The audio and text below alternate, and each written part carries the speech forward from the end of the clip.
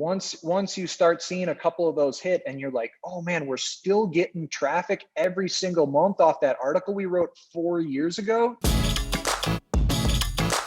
Hi, everyone, and welcome to another episode of the High Level Spotlight Sessions, where we showcase awesome marketers doing awesome marketing. Today, I am joined by Jesse Schoberg. He is the founder and CEO of a very cool company called DropInBlog. Jesse, thanks so much for coming on. Hey, thanks for having me. So DropInBlog, for those who haven't heard of it, is a really easy and quick way to spin up a blog, especially if you're using a site like Shopify or something, or HighLevel that doesn't have native blogging. So before we get into all that and kind of how it works, I'd love to hear the backstory. Jesse, why and what led you to create DropInBlog? Well, at the time, we started out building static sites. This was quite a while back, sort of before WordPress actually took the world by storm. And we had been building a lot of static sites for our customers in an agency we used to have. And we basically, everything was great. And then when they needed a blog, we ran into this problem of how do we add a blog to this existing site? Everything that we had built for them, they were happy with, and then they wanted the blog. So, then what we had to start doing is installing WordPress, running that on a subdomain, redoing a fresh theme for them. It's a huge mess, right? And so that's kind of how we came up with the idea of DropInBlog, that we wanted some sort of headless blogging system that could plug into an existing system and keep your own theme and your header and your footer and all your other stuff the same, but just run a blog engine within that. And there wasn't any other solution. So we built it kind of for our clients. And that kind of solved that pain point, and it wasn't really a big thing, and it was just doing fine. And then WordPress kind of took the world by storm, and then then everyone was building everything on WordPress. And then of course that has the blog built in. But then what happened in the last few years, which is when things really took off for us, is when the world kind of started switching to this no code kind of life and realizing that having this system of WordPress that does everything under the sun isn't always the easiest and most efficient way to build a website or create a marketing funnel or whatever. So then people started switching to these no-code solutions, such as Shopify or HighLevel or a gamut of other things, right?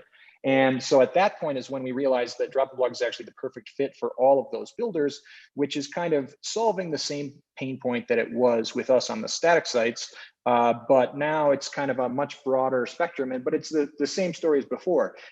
How do you add a blog to your HighLevel site? You install WordPress on a subdomain, and then you have to manage two systems, and now you have another theme that doesn't really match, and you worrying about updates and plugins and security issues and hosting, and all the reasons why you didn't choose WordPress in the first place are now your problem again.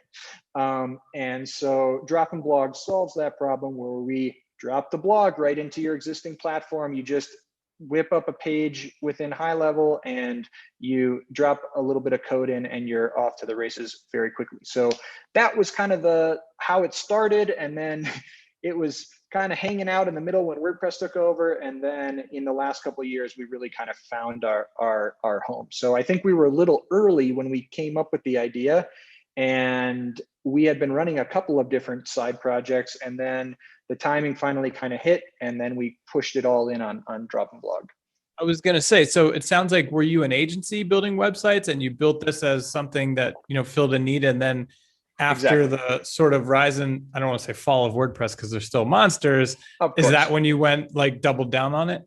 Yeah. What kind of started happening was, we were running in and we were starting to get signups from different places, but then we started kind of seeing signups come in from these different builders, where it used to just be people who had been custom programming static sites. Maybe that's using some sort of a Jamstack setup, which has also become a big category for us, people that are custom coding all that. But that was kind of our original niche. But then we started seeing people signing up where they were using all these different builders. And then we kind of thought, oh, wow. And then we saw all the builders, and then we saw the audience of each builder, and then we thought, okay, well, maybe we're onto something here.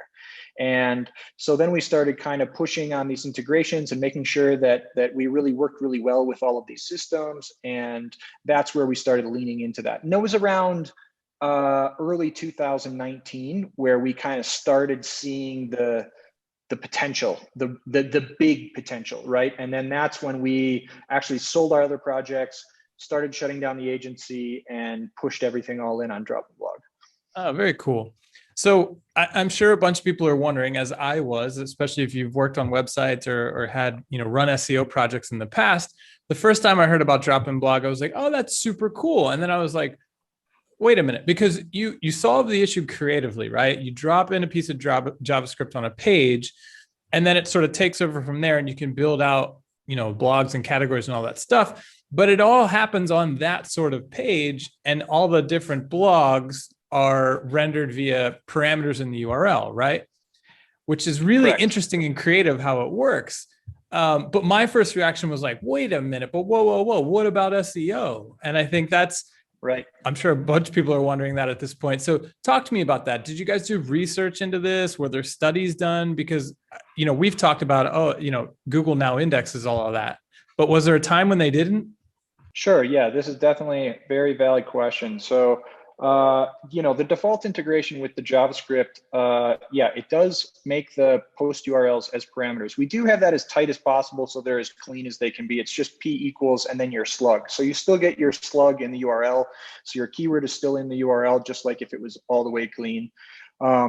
And as far as the indexing, this is quite interesting, actually. When we first originally built the product, we just did it with a JSON API. And we were kind of more targeted at programmers. And then we actually started getting a bunch of demand from people who said, no, can you just make it JavaScript? Because this is too much work to integrate with an API. And then we said what you're saying. We said, well, that would be pointless because then you wouldn't get any, Google traction. Well, then we decided to do a test because we had been getting so much demand from people who wanted it anyways. And we're like, well, if they really want it, we'll build it with just this huge warning that says, if you want all the real SEO stuff, then you're going to need to use the API. Well, then we built it, and then we started doing a bunch of testing. And it turns out very conveniently around that same time, Google had decided to start indexing JavaScript content. So turns out Google's been indexing JavaScript content for quite a while now. And after we built it, we did some tests and everything was indexing. And we were like, oh, wait. And so then we did more testing and then we did a bunch of research. And it turns out because actually a few years ago now, there was a lot of popularity of these kind of JavaScript library one-page sites that are everything's rendered with JavaScript. And because of the popularity of those, Google took note and they decided that they needed to index all of that content. And so then we did a bunch of testing and it turns out, Google indexes all that stuff now. So then we rolled out with the JavaScript and we made it as tight as we could to make it, balance the ease of use with the SEO. And in addition to that, to kind of double down on the SEO, which is actually something we focus on a lot because obviously you want to be driving traffic. That's the whole point of blogging most of the time is to drive new customers, right? So we added a bunch of other things as well for the SEO, including Google Sitemap. So you can, in addition to them just naturally crawling, and which they will, and find it even with the JavaScript style pages, you can submit the sitemap, which we auto-generate on our side. And so you can submit that. And if you already have a sitemap for your other part, you can submit multiple into Google. That's totally fine. And so that's auto updates every time you do a new post or whatever. So Google gets notified instantly at any time that you make a new post because it updates the sitemap. And then you also have the Yoast style SEO stuff, which I thought was really cool. Yeah, so that's what I was going to say is that we then, to continue double down on making SEO easy for people, we created our own SEO Analyzer. So and as you type on the page, it's not an extra plugin, not an extra cost. It's for everyone. And it kind of, you put in your keyword that you're targeting and it kind of, these little bars go and the little colors pop and tell you, oh yeah, you need to add the keyword into this sentence or put it in the alt tag or, then the title or whatever. And it kind of gives you all these things and scores you on a 0 to 100. And so then you can kind of follow best practices for on-page SEO without being in SEO, right? And then you don't have to hire some third-party expert to get at least the basics of the best practices. And then we regularly update that with, the current trends of what we know about what Google considers best practices for things. So then you can have a fairly strong on-page SEO game without hiring a third-party SEO company to help you with that. Yeah, that's very cool. I mean, maybe we should have taken a step back. If I'm watching this and I am a young agency focused on lead gen, I hear about blogging all the time. Why do we do it? Why is blogging still important? Why is it something that every agency should consider? I mean, it's basically, free lead gen after you write it, So the thing is, you'll notice that any decent sized company has a pretty strong content marketing game, and there's a reason for that. And that's because people ask questions about these topics and they put them into Google, and then they land on these pages that are related to that stuff. And then that's when they find you and eventually become customers. So if you know what those questions are, if it's how do I clean carpets in, Nashville, Tennessee, and you write blog posts about that, and then people put that into Google and then they find you, and then you can have a call to action that kicks them into your funnel. Then, if you write enough content, generally what seems to happen is, not every article is going to hit and rank really well, but once a couple of them start hitting, you realize that, oh, this is a valid marketing method. And then you'll get posts that can pay off for years and years and years, because you'll find one keyword niche or something that you've landed a post in, and it'll drive 10 customers a month, like forever. And it's always so cool for us to see that when people, it is a bit of a long game, the content marketing. So you need to write articles regularly or hire someone to write articles regularly, and so it feels a bit painful. It's not that instant gratification of paid traffic, right? But once you start seeing a couple of those hit and you're like, oh man, we're still getting traffic every single month off that article we wrote 4 years ago, and it's a really good long game way to essentially print money and drive traffic forever.